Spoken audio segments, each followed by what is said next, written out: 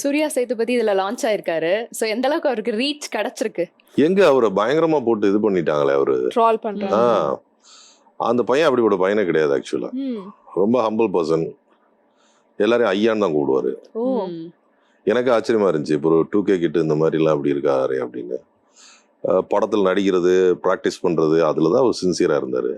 இவங்க சின்ன பையன் ஃபர்ஸ்ட் இப்படி மைக்கில், இப்போ நமக்கே மைக்கு கேமரான்னா கொஞ்சம் தடுமாற்றம் வரும். எப்படி கோர்வையா பேசுறது, திடீர்னு அவசரப்பட்டு ஏதாவது ஒரு வார்த்தையை பேசிடுவோம்.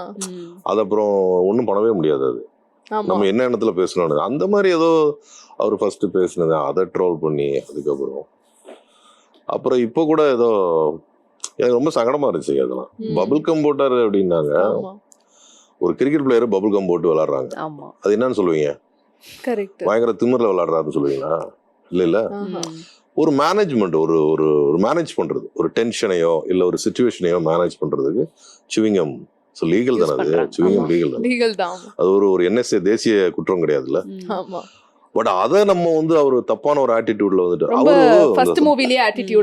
அப்படி கிடையாது. அந்த சூழ்நிலையை மேனேஜ் பண்றதுக்காக அவரு அந்த மாதிரி இது பண்ணத